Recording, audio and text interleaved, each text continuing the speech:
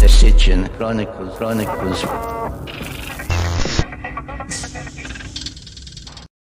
All right, we have Jason Martell all the way from the OC in California. Jason, how are you doing? I'm doing good, Eric. Thanks for having me on. I'm very excited to be able to talk to you today. We're going to talk a lot about you, and then we'll talk about the man, Zachariah Sitchin, and we're going to talk about all kinds of things. So everybody watching, just sit back and enjoy. So Jason, you're a really busy guy. I can tell. Not only are you in the cast of Ancient Aliens, you're also an entrepreneur. And before we get into some of the things that you've done, I just want to start at the very beginning, and let's talk a little bit about growing up, because I'm always interested about how a person gets into the whole alien thing. So maybe you can enlighten us on that. I know you grew up in Orange County. I grew up in San Diego, a little south of here. Okay. All right. So, but you're a California guy. I am. Yeah. For the most part, I was raised in, I was born in Oklahoma, spent some time in Texas, and then most of my life I've been here in California. That's an interesting topic you bring up, Eric, for sure, is, how do we even get interested in these types of things and talk about them? And for me, it started in college. I'm 46 now, and so roughly 20 so years ago, probably a little more than that, someone had mentioned to me in college that there was, a face and pyramids on Mars. And I had no interest in, anything, aliens or NASA cover-ups or anything, but I was very intrigued by that. And when I looked into it, I quickly found that the answers I were getting didn't align with what I was feeling, meaning it turned out that most of the cameras that we put on the orbiters and landers that we've been sending to Mars for the last now 20 years is from a company in San Diego where I was already attending college. It is called Malin Space Science Systems. And so I contacted Dr. Mike Malin just as a very layman college student, saying, Dr. Malin, is there any possibility that, the face and pyramids are artificial or they're built by aliens? And he kind of chuckled and said, no, son, these are all, natural, weather eroded, sculpted by wind and sediment, and there's no artificial footprint or man-made footprint whatsoever. Yeah. And that really made my eyebrows raise because I was able to find several peer-level review scientists. One stood out in particular, Dr. Mark Carlotto. Mm-hmm. And as an example, see, Mark Carlotto developed these fractal algorithms that he would usually overlay on like Russian satellite telemetry. And it could tell you based on his fractal analysis, oh yeah, those are tanks. And those are troops that they're trying to hide it. You can see that stuff in the satellite telemetry and identify artificial structures. When he applied his same mathematical algorithms to Cydonia, an area on Mars that we've been filming with our own satellites, the face and the pyramids, these structures, they came out to be like 98% probability of an artificial structure.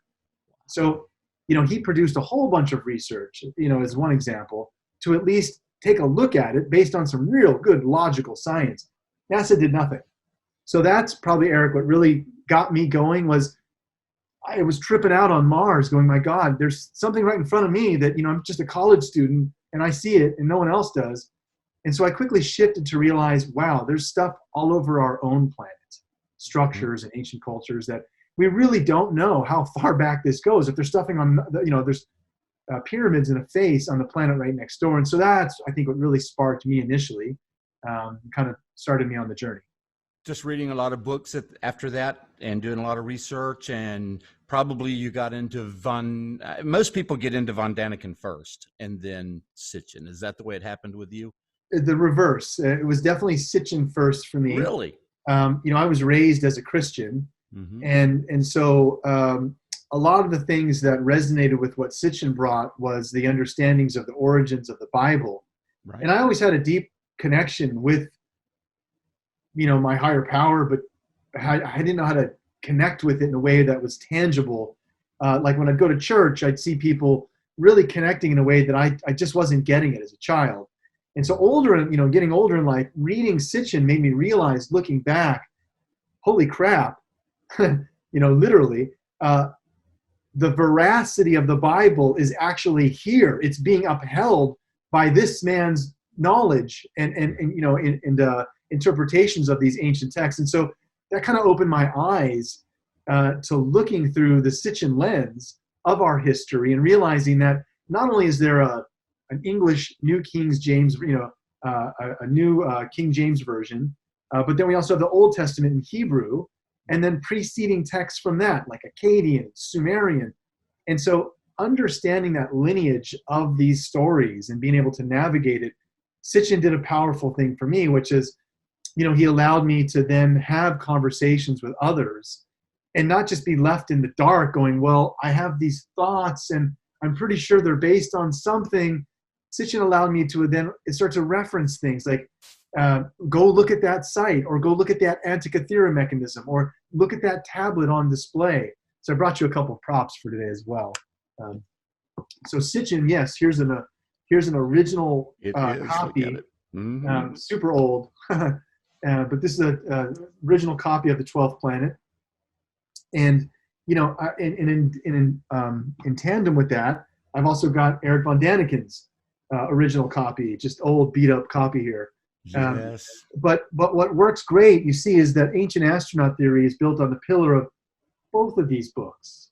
That's right. Because the combination of both those researchers, yes, did have an influence on me, Eric, and to this day still can easily debate anyone that has a debunk this theory about ancient aliens. Mm-hmm. Because with Sitchin, he is a linguistic master. He looked at the word, the understanding and the origins of how the written word was translated. Von Daniken was all about the visuals. He went to all the locations and showed you the connecting visual pieces of referencing architecture and certain cultural understandings of mathematics and astronomy. Now, while Sitchin factored that in, he always did it in a more academic and more linguistic approach, where Von Daniken went on site and said, look, show you this, and I'm going to show you that. So between the two of those researchers, myself and Giorgio, we're very grateful to be in positions to kind of, be, taking this knowledge from them directly. Thank God we still have Eric. He's alive and well and a super powerhouse of traveling and information. But yes, it was a great loss, losing Sitchin.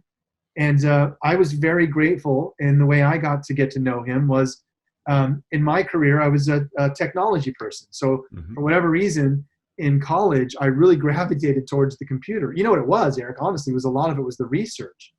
I started to look into the Majestic 12 and the Freedom of Information Act. Now, again, mind you, this is 1996 that I'm talking about. Right. The internet was literally turning on. Like I was learning how to access things like email and stuff through like Pine and all these. Still doing command line stuff. Command line stuff, right? Right.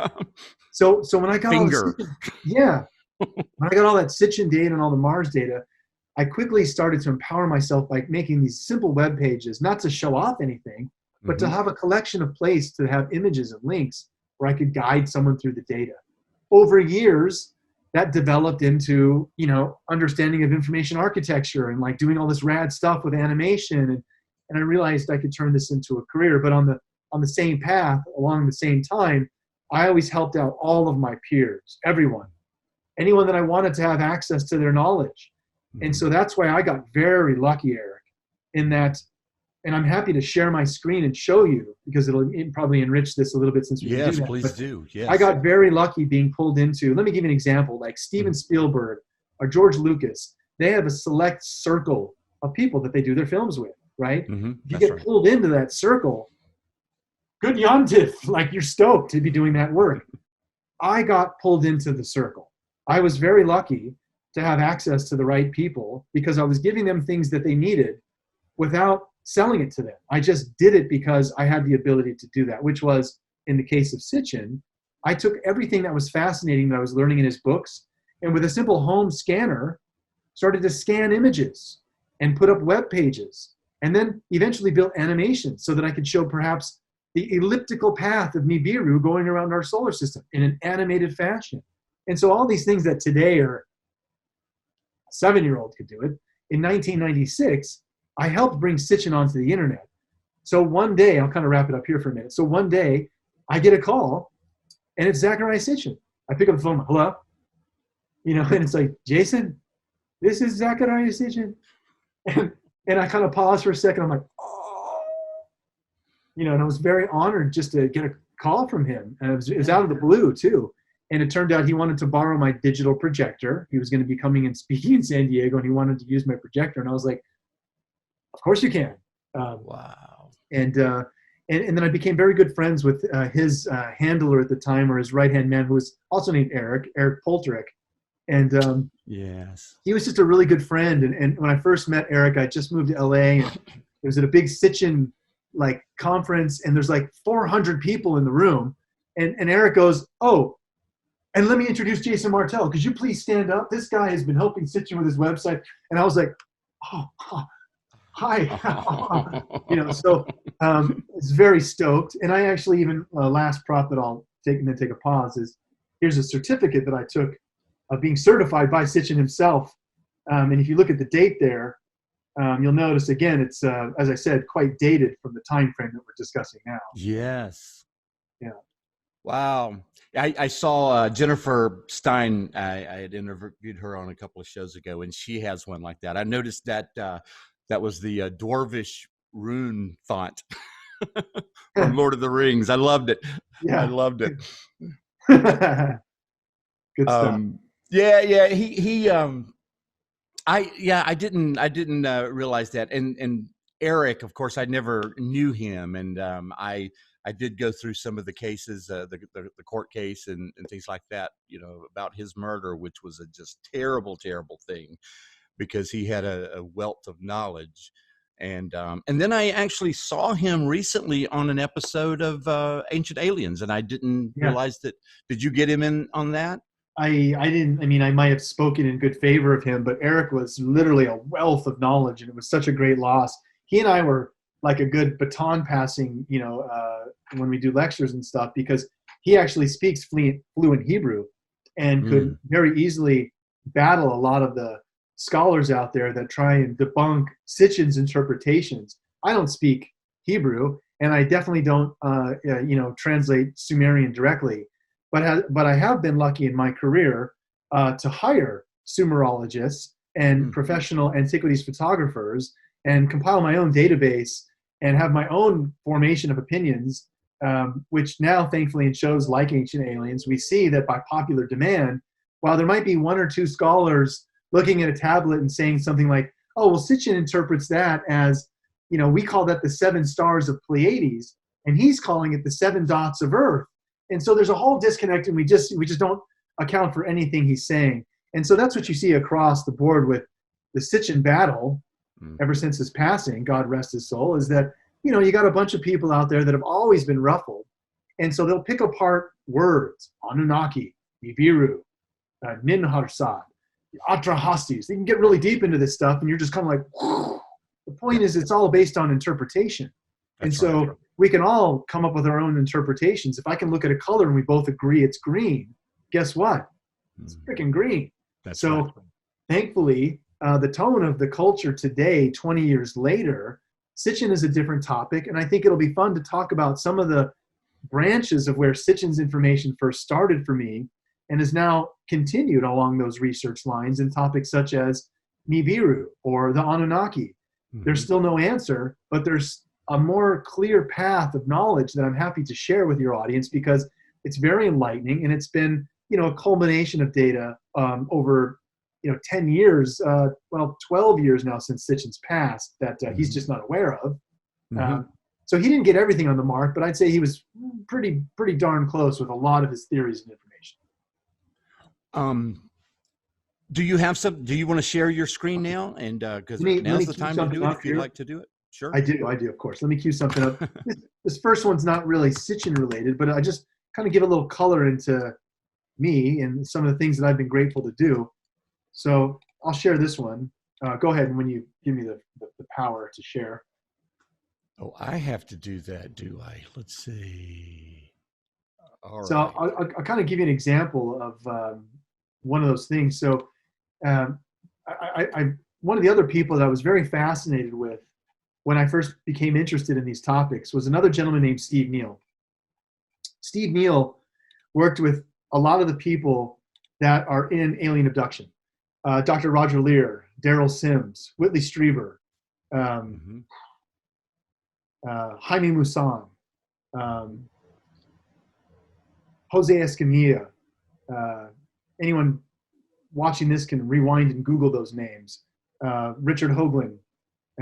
I got pulled into a group, as I said, of a circle of people that exist that brought me in because I was the web guy, right? I had these web skills, and I took all the stuff that they needed documented and put on the web. So I got to be there on site. And so one of those things, as an example, and here's some of the guys. I apologize, I can't blow these up any larger because these are so old. But here I am on the set of an NBC special called Confirmation. And executive producer is Whitley Strieber. And they're hanging out with Daryl Sims, Dr. Roger Lear, and Steve Neal. I have goosebumps right now as I'm telling you this too. Wow.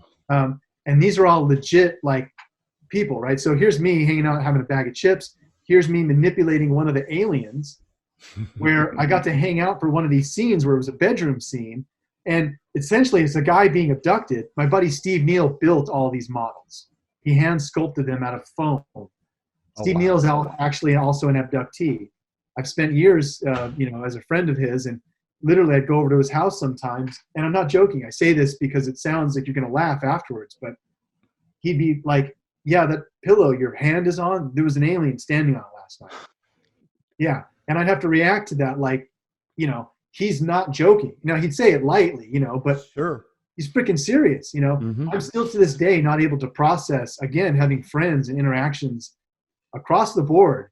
And when we talk about aliens and UFOs and abductions, that were very much firsthand experiences and stories being told to me.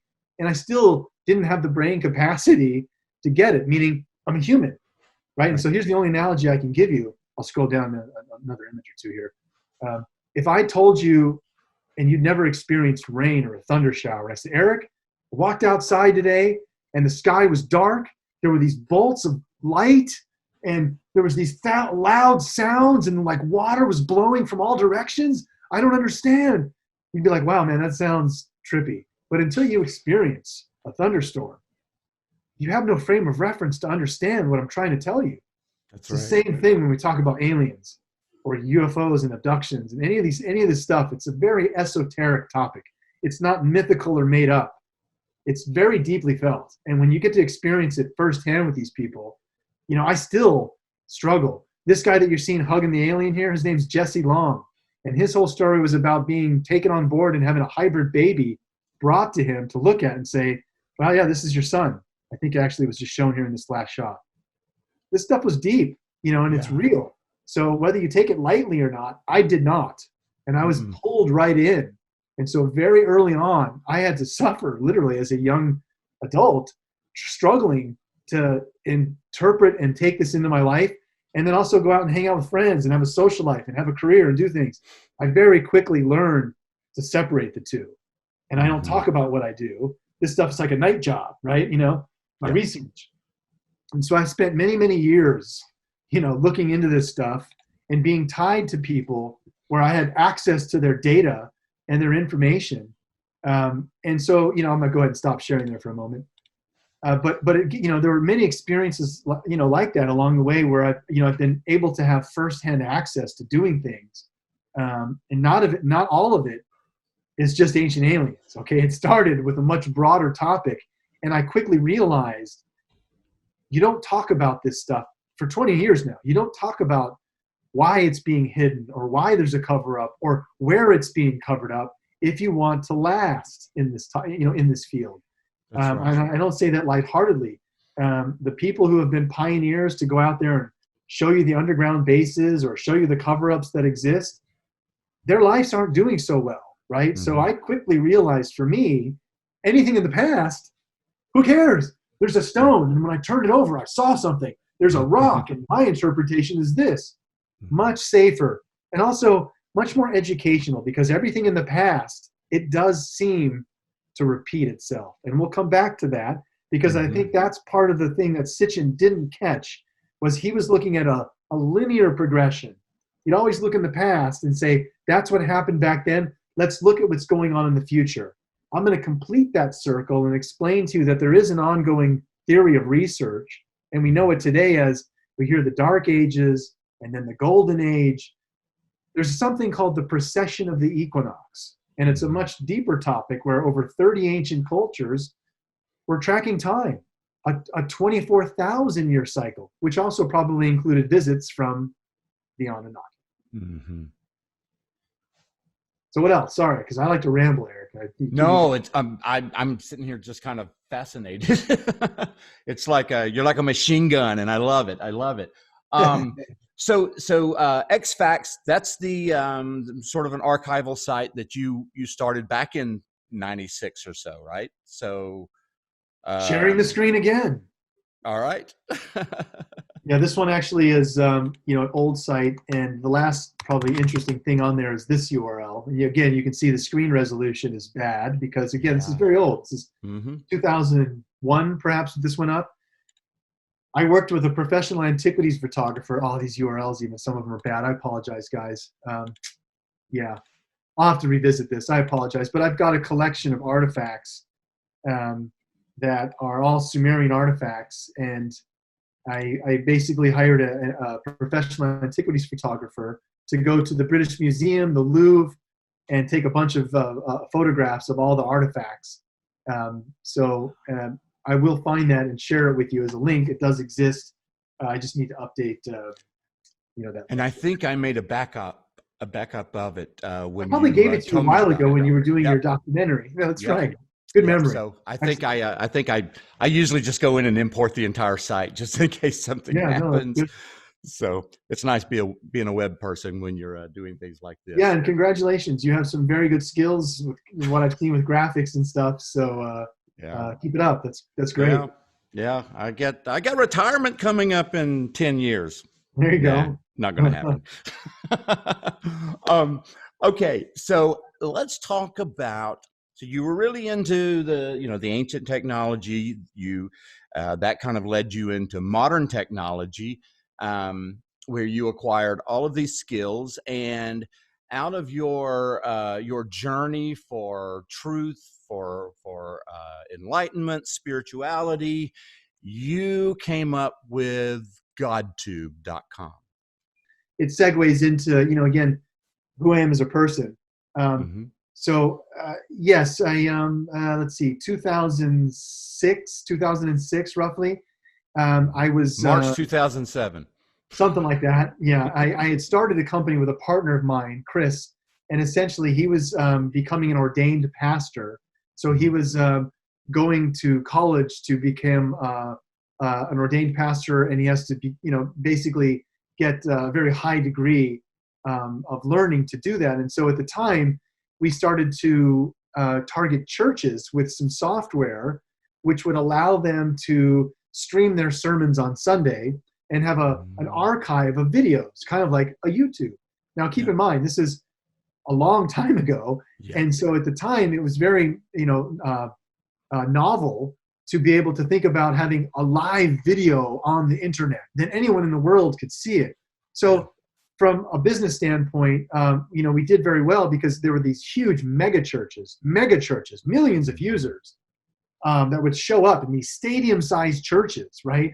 And so to broadcast that stuff, they were like, wow, great, But we also found that not everybody could afford our software package. And so to tribute to my friend Chris, he's like, you know what, let's create a free version of our software. And it'll be just like YouTube, which, it just kind of turned on. But we'll call it GodTube, G-O-D-Tube. And I was like, okay, cool. Sounds good to me, man. And so I whipped up some software and in a couple of weeks had a GodTube version, which was essentially like a YouTube, right? You can upload videos and watch videos. Like, wow, right? But at the time, it was a big deal. Yeah. Hand to God, tube. 2 weeks after we launched, ABC News called us, and they're like, what is this GodTube? Tonight on Nightline, what would Jesus download? This is GodTube, the Christian answer to YouTube and the fastest growing website in the country. So right now we are on live on GodTube. That's correct. I'm broadcasting on GodTube. You sure are. And if we go right here to the home page and I scroll down a little bit, there's my icon, tentatively yours. And when I click on that, we now see a live stream of what I am broadcasting. Jason Martell, GodTube's chief technology officer, showed off the company's next big thing, a video chat room, all part of the website's effort to mount a Christian-themed challenge not just to YouTube, but to social networking sites like MySpace and Facebook, too. So what kind of users would do this? And what would be done with this functionality?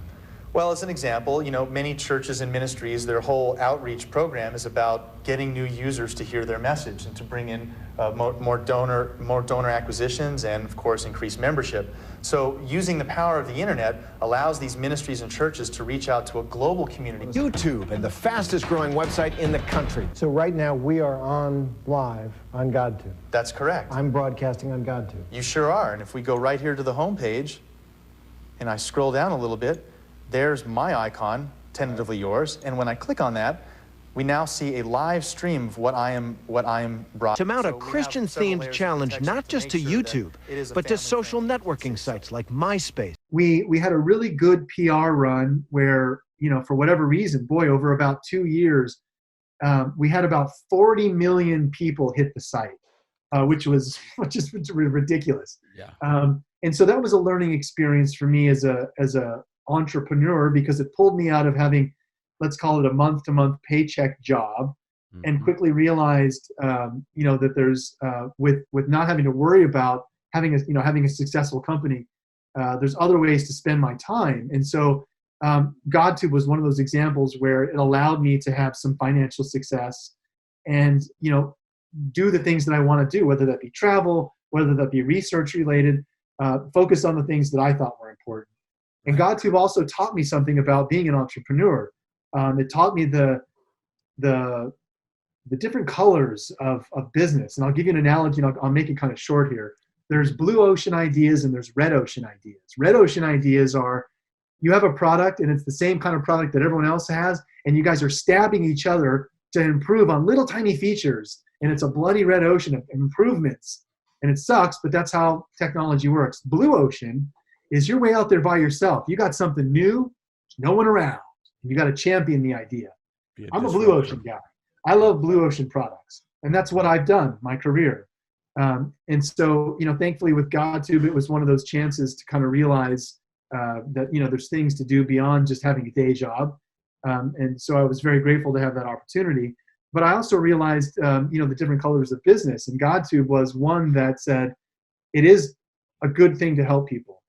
I didn't realize until after the business was kind of up and running, we would get emails and letters.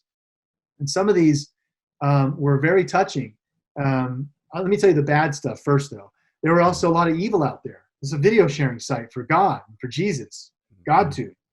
You think people always try and just upload GodTube clips? No. No, you see the color of the world. And our admins literally had to have psychological time frames where they had to be swapped out because of the amount of stuff that they had to disapprove before we wouldn't be allowed on the site. Bad stuff, people burning kittens, and just things that you realize, man, the world we live in is very colorful, right? Because I say it on the other side of that is we would get letters and thank you from people who, as an example, here's some 15-year-old kid, and he's like, I'm really into Christ. I want to learn more about Jesus. I'm connecting. And all my friends make fun of me and think it's stupid. But when I go onto GodTube, I can talk to anybody in the world, and they all tell me honestly how they've been affected by Jesus and Christ. Yeah. Now, I'm not a devout Christian. I was raised as a Christian, but I'm not a devout Christian, right? But hearing all this and feeling this and being the founder of GodTube, another one, a lady is sitting in a hospital bed with her grandma. She's passing. And they're sitting there with a laptop watching clips of GodTube and feeling, the energy of the Lord, right, through Jesus. Yeah. Now, I've learned for me, there are many different paths to the higher power, whether it be Jesus, Sananda, Buddha, a whole bunch of other enlightened people that are teachers that are here. So I was very grateful, Eric, to have the experience of GodTube, because it wasn't only business success.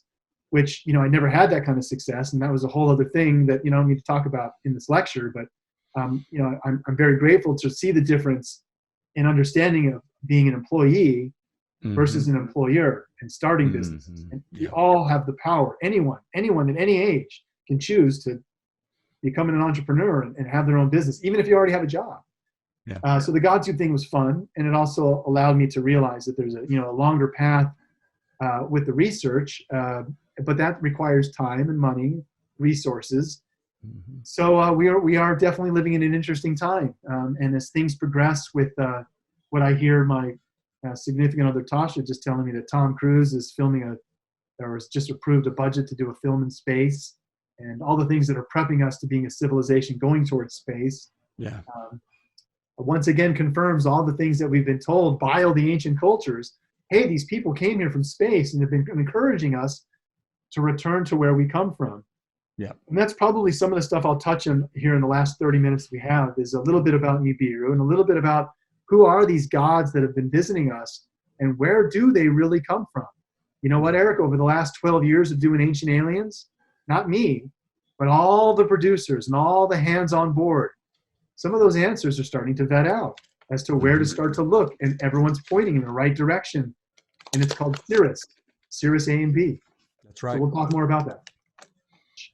So yes, I'm very lucky and grateful to get to do what I do in the entrepreneurial space.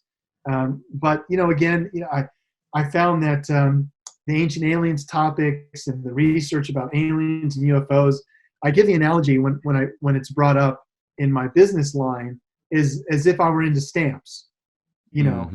Just replace the word stamps with aliens. But it's like, who cares? Meaning I speak at stamp conferences and I have a stamp collection and I know everything about stamps. So what?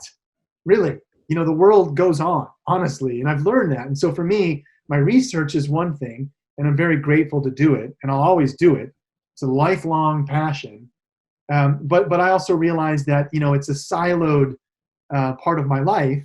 And as I continue down my path, I found ways to kind of mix them together. And one of those recently was Blast. That's probably my latest thing before Budge here is blast.com, where, it's more of a spacey, and our whole mission idea is tied on kind of some ancient principles. So, business and your own personal hobbies. Not everyone, I think, has the chance to find even a hobby or something that they enjoy to do as their job. So I'm just grateful to just get to do what I do. And, it definitely keeps me hungry. The old saying is, when you're green, you grow, and when you're ripe, you rot. So I want to stay green and grow because I really don't know anything. I'm just very curious. Well, and you, when I see you on the show, I mean, you're very passionate about what you do. Talking to you right now, I can see that you're very passionate about it. And it's like when I talk to William Henry, it's like, I mean, you believe these things. It's not like, you look at IMDb and it says you're an actor. But, of course, you're there because of you're there because of your research and the things that you've learned over the years. Tell me, and I love this because I always get a different answer, but your parents, friends, when they saw you on Ancient Aliens, they all watched you, and then Sure. that first season or so, you were getting some feedback. How was it? Actually, I'll tie right into that because I brought another prop for you from season 1. Well, for a long time now, my friends and family were kind of like, it just depends it depends. Think of relationships as an onion. And so onions have different layers of skin. And so my relationships in the inner core of the onion relationships, they all know who I am. And it's nothing new that I would show up on Ancient Aliens now 11 years ago, though. So it was nothing surprising. What probably was more surprising was the reaction to people asking me, wow, how did you get on Ancient Aliens? Like, what did you study to become an expert in Ancient Aliens? What classes, what degrees do you have? And I'm like, I dropped out of college, I just learned how to do stuff with my own hands and became an entrepreneur with technology. And then with that, I have a fueled interest. But along the way, yeah, when I was in college, I'd be talking to all my professors and showing them things and asking questions, and nothing clicked, right? So it just took time. And then yes, obviously, with me starting to appear on radio shows or giving lectures or doing experiments like this. Is it the Baghdad battery? Then I could basically I don't care what you think. I know what I think, and you can respect my belief or not, because it's just my opinion. I'm not trying to force it on people anymore. I quickly learned, Eric, that like this thing here, I can tell you about this. I can't tell you I found the answer, Eric. I'm holding the answer. Here it is. Ancient proof. No, it's not. It's a freaking piece of ancient technology. And I'll tell you what I find fascinating about it, but then it's up to you or anyone else watching, like the 100 other pieces of evidence like this. Why is it there? What was it used for? So yes, this one was found 2500 BC. There's been about 13 of them found in ancient Iraq, which was then called Mesopotamia, Sumer, Babylon. And it's a really interesting, very simple construction. It's a clay pot with a little like copper filling and an iron rod and a little asphalt stopper. And when you fill it with a weak acidic acid, vinegar, grape juice, wine, anything like that, then it generates somewhere of around the range of about 4 volts. I can't fit that in there in the moment. And so this little light is an example. That's a 4-volt light. You figure about an 8-volt flashlight of today. So very simple, that even with just something of this size, I on camera was able to generate 4 volts consistently. So a lot of the pieces of technology that we find in ancient Egypt, ancient Iraq, right around the 3000 BC mark, show a bunch of technology. Even these things, right? We've seen these from the Mesoamericas and such. These what look like pretty much could be, they were cataloged as a flying insect, but you can see it has an upright wing. It's basically all the things intrinsic to an airplane and not an insect. So, there's just a lot of those pieces that again, if you were to go into a court of law and have 100 pieces of evidence, the jury would be like, wow, man, aliens. So that's Giorgio's line. Yeah. Well, I'll give you a little bit of background too about myself and Giorgio. He and I he's like my brother. You know what I mean? He, my 1-year-old daughter just turned 1 years yesterday, and we had a virtual COVID-19 birthday, and all saying her happy birthday. And of course, I made sure that Giorgio was present, because he's Uncle Giorgio to little Stella. I've known Giorgio, 20 years now, I guess. Wow. And so when we first did the very first episode of Ancient Aliens on camera, that's basically the prop that I used, was that he and I did an on-camera test with this device and showed the Baghdad battery's ability to generate positive volts. And so ever since that first episode, 11 years later, it continues to be a very interesting and growing phenomenon. And I'll kind of touch into a topic now, Eric, that I think is very interesting. Yes. Let me pull up something really quickly here, just so that I can read my notes. And if I don't have my notes, that's okay. But I've been following a topic now for quite some time. I don't have my notes. That's okay. I've got enough in memory. So one of the topics that always comes up is, where are the aliens coming from? Who are the ancient aliens? Are they the Anunnaki? Well, we really don't know. But what we do see, that there's a consistent type of alien that's being referenced, and it's starting to become a pattern. So I'll give you some examples. So we have the Dogon tribe in Africa, right? These ancient group that have very advanced astronomical knowledge of the Orion constellation, of Sirius A and B, and they have no use of telescopes or mathematics, yet they understand the orbital dynamics of the Sirius A and B system. And they actually say that their gods, the Nomo, come from this location. Now here's the interesting part. They depict the Nomo as essentially a merman. It's like a fish man. So that's culture number one, the Dogon tribe. Now in Mesopotamia, we have Dagon. And Dagon, again, is a very infamous Mesopotamian god. is a fishman, also the same reference of Enki. It's a different lineage of names, but once again referenced as a bringer of knowledge, half man, half fish. Very interesting. We go into another culture, Japan, and we have the Dagu. And that the Dagu are referenced as these ancient spacemen, gods, but they look like 1800 dive suits.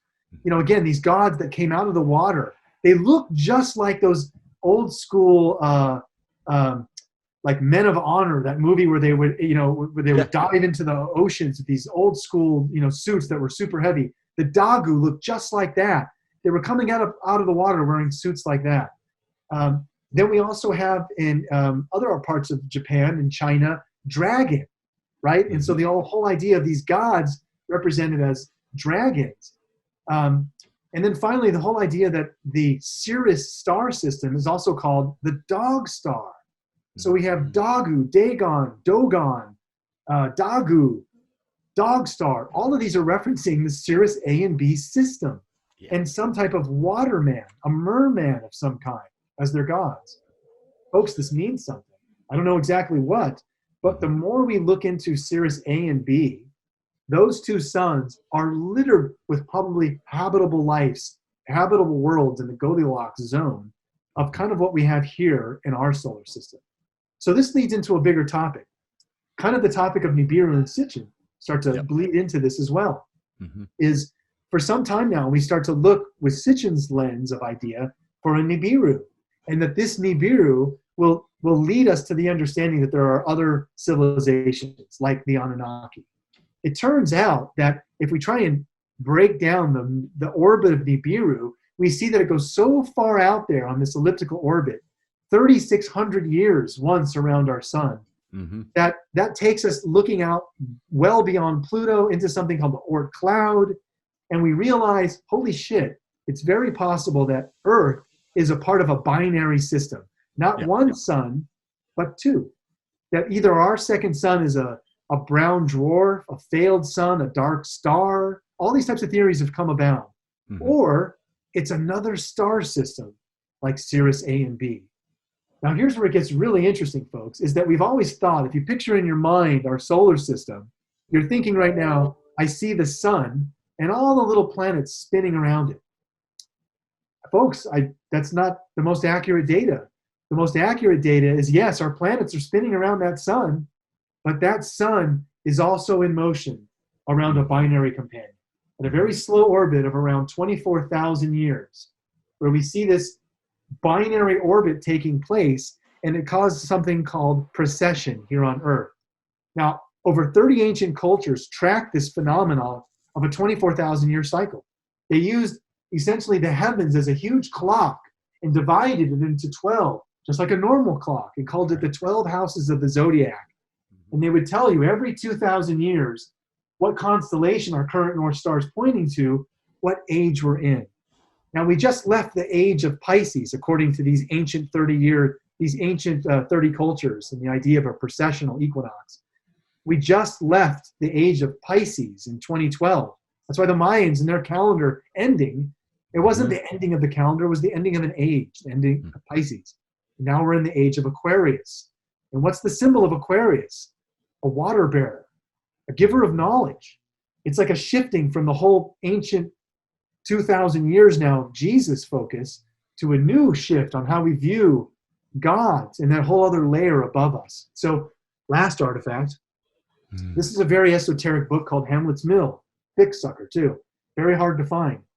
And it talks about over 30 ancient cultures, how they tracked a lineage of time with symbols using the 12 houses of the zodiac as symbolic references. They tracked a reference of time that showed we go through cyclical changes over 24,000 years, 12,000 years of an ascending golden age. We go into a golden age, and then 12,000 years until we're into a dark age, golden age, dark age, and it repeats over and over. There's ancient Hindu texts from ancient Rishi seers that literally could like tap into the Akashic record and download this stuff and are all typing it out and recording it. And today we're translating and seeing that they literally say there's a guy named Sri Yukteswar. He wrote a book called The Holy Science. And he literally downloads from the universe in the 1890s. We're a binary system. The whole reason why we have change and understandings of beliefs is because it's a binary orbit. Now, if you think about this, folks, when you go outside in the summer, the way you feel with the sun at its height, plants and they're blooming and such, you feel an energy from the sun. Imagine if you had two suns and you were somehow getting more energy that we just don't understand, and it allows us to be a higher evolutionary place. And so that's what all these ancient texts explain, is that in our golden age, literally, the Hindu texts say we reach a point where we're able to interpret God. We're nowhere there near now. And our current point of 2020, we're about 2,000 years from the AD to BC, that switchover. So we just came out of the Dark Ages about 2,000 years ago. And now we have about another, let's say, 6,000 years until we're in the next golden age, which lasts many, many years. So it's a very interesting topic, Eric, because as your dog is super excited to, the future holds some very interesting times for us as the continuation of technology and, looking into the past to realize where we're going.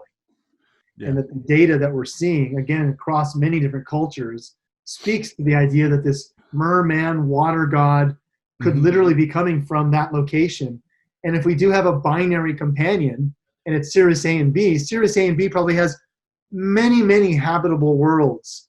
And it realizes to us, if we can make that connection, that yes, Anunnaki, maybe reptiles and various other races have been interacting with us and coming from, literally other parts of the star system, but possibly mainly from Sirius A and B.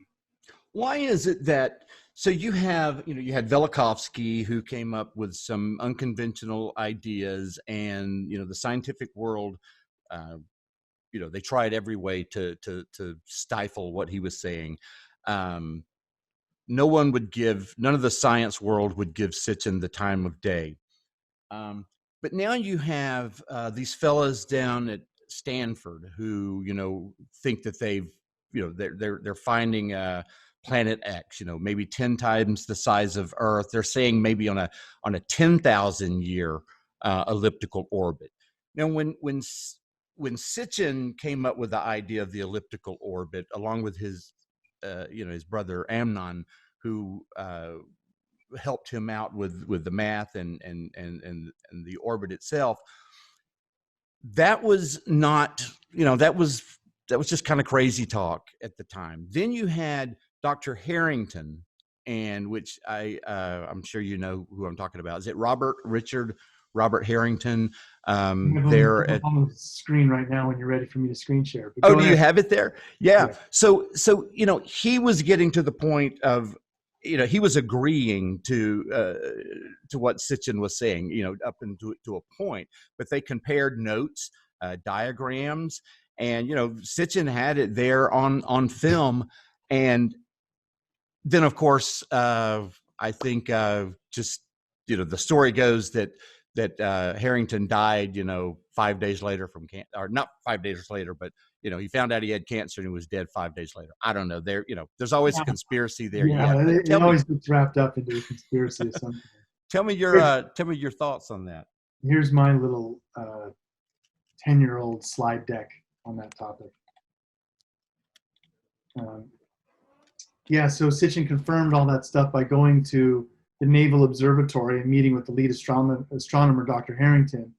And they basically, even today, there's all these little objects floating around. This was a little different. Dr. Harrington, pictured there on the bottom, had his own orbital model, which he plotted in 3D. So you can see here, his model shows a planet that's in three-dimensional space. Sitchin wrote it on paper, so it's in two-dimensional.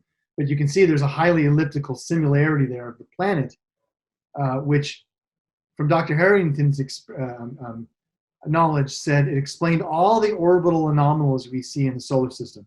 Why Uranus and Pluto are probably dislodged moons of Saturn, explaining why possibly Uranus is tilted even. The whole idea that the asteroid belt can't be explained and there's huge gaps in it as something has been passing through it. He basically says that by explaining one inclusion of a rogue planet, a planet X, that he could account for all these solar system anomalies. And Sitchin's like, yes, of course, yes. So, since then, all these articles talking about there being a far out companion, a peer planet, pretty much has been very much on point. And so I'll kind of stop it there. But, we've had the technology now to confirm and start to view, the space around us. And unfortunately, we're talking about such a large region of space that, to find another planet, most likely we have already filmed it on one of the plates that the satellites have seen. But, there's so many different bodies that to be able to find that one and plot its orbit, it's not that easy. Mm-hmm. So whether or not we're ever going to find Nibiru, I'm not really holding my breath. We have such a vast array of amateur astronomers around the globe, even since the time of Hale Bopp, which I was here and I witnessed. Mm-hmm. They're the ones that see stuff, and then they promote it to the professional community to turn the big lenses on it. So if anything comes anywhere near our solar system, we have enough people that are going to see it. I mean, like something like a planet, we're going to see it. Trust me. Talking about web designers who believed in UFOs, the Heaven's Gate guys. Yeah, that was an interesting time. Those people, because their house that they did all that in was like two blocks down from where my parents lived. Oh my gosh! In a kind of an upscale community of San Diego, and so I got all these calls going, "Man, do you know those people?" I'm like, "Hell no!" But there was also a lot of information that showed that possibly they were framed, or there was some setup that they had some type of encryption technology, and they were going to release something, and it got tied to a Nibiru behind Hale Bopp, and it got all weird, right? But that was one of those things that there was no clarity other than an actual sky event where we all saw the Hale Bopp, yep, and we all saw something in the tail of Hale Bopp, yeah, a bright star of some kind. I don't know what it was. I still don't know. But that was, again, one of those things going back a couple of decades that I watched and participated and was like, there's something going on with this whole alien UFO topic. So do you think that the reason that, I mean, there are people who know these things. I know that Sitchin was very close to Monsignor Balducci, and, we know that they talked about some things. And I'm still thinking I'm going to be getting a secret videotape that was shot that night. I'm working on it. But, cool. to find out, what they were talking about. But do you think that the reason that there hasn't been disclosure, the reason that we're not being told things, and it's not a conspiracy at all, well, maybe it is, but is it the church fears the collapse of religion? No, I don't think it has anything to do with the church. I think from my answer, it's more ufological. Think of it this way: is all the ancient gods, the Anunnaki and Aztec and Mesoamerican gods like Kukulkan and Shri, just various other gods that we have from various cultures. Those seem to be the ancient good gods, and they all speak of a time when they'd return. They all told their people, Aztecs, Mayans, Sumerians, that they'll return. It appears that the aliens, if you will, that are in charge of Earth now or defending our airspace are not those aliens, not those groups. It's almost as if we have aliens that are in charge that are protecting our airspace, giving us technology, but aren't allowing these ancient gods to interact with us, perhaps, for many number of reasons. Maybe because we're still not mature enough, and if we come out there with our nuclear weapons and blowing things up, they don't want us to do that. Or it could be as simple as just saying that the good aliens are no longer in charge, and right now it's the bad aliens in charge, and they have an alliance with our military, and at some point perhaps the good aliens will have to come and break through and make everything happy here. I don't think that's the case in black and white, but I do think there is some colorization of that is possible. I say that because even in biblical times in the Bible, there were gods at war with other beings, meaning the Anunnaki could have been, let's say, warring with reptilian or other races of other gods that were here and might continue to be here and are might still possibly having wars that are completely independent of us. It's a very esoteric topic. You're a believer in the secret space program. Very much so. Yes. Yeah. See, I am too. And then, of course, I got a little disillusioned with Corey Good and David Wilcock, and that kind of Noise.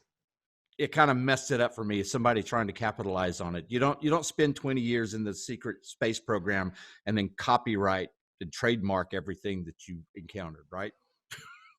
They're just making noise. It's fine. And that's part of what we have to do in the ufology circles is there are always going to be people doing this just to make financial gain or to promote themselves, or have topics that they might not simply have the true facts of what they're saying. And so I think navigating those waters is very important because we really don't know. And I think anyone who raises a flag or gets on a mic and quickly says, I have the answer, or I know. Yeah. I go like this. Okay. You're right. Solar Warden. Tell our audience about Solar Warden because I'm fascinated by it. Solar Warden is probably one of those new topics that you can Google, just like Aurora or TR3B, which shows you that there's another program of space going on. And if you connect the dots, the U.S. government has a huge missing budget called the black budget. We don't really know where it went or where it's going. Well, when several $1 trillion go missing, it's more than likely that we've been building a huge space fleet for many, many decades now, a huge space fleet, and have platforms already in space. The public's just not aware of that until now.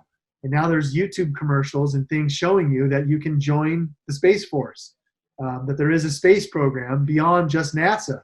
It's a military space force, and that you might feel that your place here on Earth is not on Earth, is the ending of as the commercial says, which I found very heartfelt, because they're now going after the next generation. Like my daughter, who's 1, and at 12, she'll have the chance to go into a space program and prepare to be an astronaut if she so chooses, which of course I'll nudge her to do so.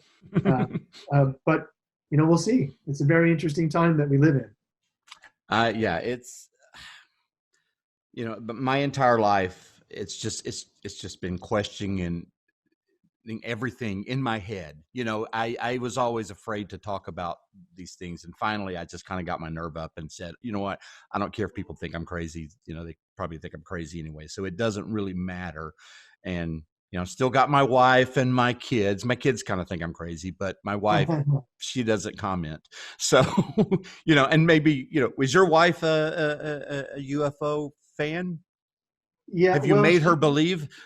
We definitely have similar topics of interest with the ancient past and an understanding, I think, of a spiritual idea that, there's more than just this life. Yeah. And so, all these topics play into I think an understanding that, as a kid, we have these things that are magical and amazing. And as adults, we lose that wonder and fascination. And so I think these topics still allow us, even as an adult, to realize that there's still wonder and fascination, in our life if you search for it. And so, yes, I'm very grateful to have that similar passion. And yes, it's a lifelong passion, traveling and looking at these sites and looking for answers. So yeah, it's good stuff. Oh, you got the best job in the world. I mean, I remember watching the very first episode when it first came out, and I was like, wow, this is it's like John Lennon. Hey, I'll take that job. Yeah. So how much longer is Ancient Aliens going to continue? Or do you know, or has there been talk about it? Is it going to I really have no idea. Each season that they approve, the question always comes up, my God, what are you guys going to talk about now? So I would assume that it will continue to go. Before this whole lockdown, they had ordered a huge season of 24 episodes. They usually only order about 12. So I would assume it's going to continue to go on for quite some time. I haven't done any filming now for almost 3 months. But I would assume that very soon there'll probably be an onslaught of, new production work, that'll take place. Did aliens cause COVID-19? Yeah. So you guys have already had an episode about, viruses, plague and pestilence and things like that. Yeah. Yeah. There were some things that you wanted to come back to. Do you want to? No, I know we had an hour or two, so I think I'm probably good. Okay. It's been fun talking about these topics. It's I'm fascinated because you're pulling this right out of your head, and it just shows me that you have done your due diligence over the years, and only someone who is passionate about that could weed through all of this information, because it's